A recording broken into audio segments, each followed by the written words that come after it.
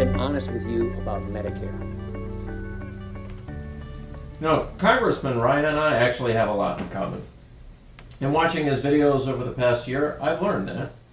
First of all, the organization that I run, the Campaign for Public Health Foundation, also does a fair amount of budget analysis. We also track federal spending. And we've even made a few videos to put on the internet. So I've now watched the Ryan videos several times. I've even watched his videos of people watching his videos. And I'm surprised that Congressman Ryan neglected to even mention, not even once, a major issue that puts a wrench in his budget proposal. Let's listen. Our plan provides financial support to help future Medicare patients pay for the insurance plan that works best for them and their families. Patients will have the freedom of choice from a list of guaranteed coverage options, the same kind of system members of Congress enjoy today. And insurance providers competing for patients' business will look to lower costs and increase quality for their services. Paul Ryan's video basically says that seniors, the water coming out of this hose, sick seniors, don't have enough options. There's only Medicare to choose from. And so here, seniors enter Medicare, and then they enter our healthcare system. And there really isn't enough options because all they really have to choose from is Medicare. But if we gave them more choices, it would lower costs and increase quality. Let's take a look.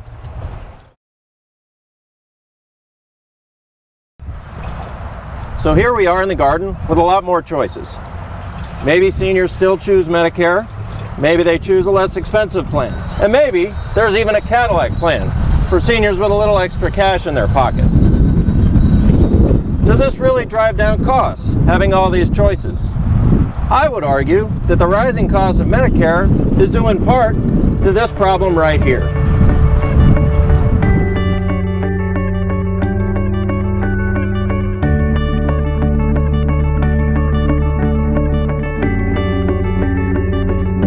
%70 of the dollars we spend on Medicare and Medicaid, your tax dollars and mine, are spent treating people who have something that could have been prevented.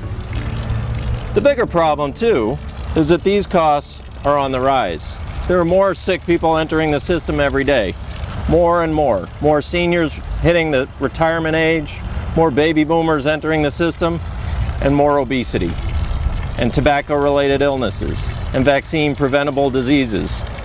There are a lot of things that the government, for better or for worse, could help cut back on, could help stem the tide of. But we're not spending anything on prevention, really. The entire budget of the Centers for Disease Control and Prevention is 0.4% of federal health spending. It's amazing.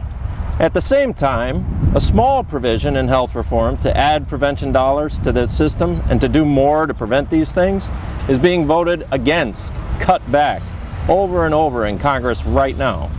For a moment in his video, Paul Ryan talked about members of Congress knowing what was coming, knowing what was happening, and doing nothing about it. I thought he was going to start talking about prevention, but he didn't. He talked about cutting back, cutting CDC, NIH, and other agencies. You know, back in 2007, Dr. Julie Gerberding, then the head of the Centers for Disease Control and Prevention under George W. Bush, testified before Congress, and she said that this generation of children might be the first to have a shorter life expectancy than their parents. To me, it seems like this is the place to start, right here. Cutting the number of sick people entering the healthcare system. But Congress doesn't seem to want to do that. And so, we continue to have this problem. Rising Medicare costs, rising expenses.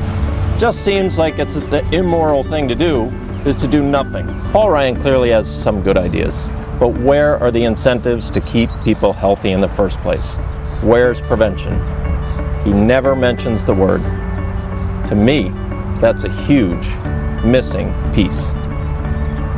How do you shut the water off to stop it from coming out the hose?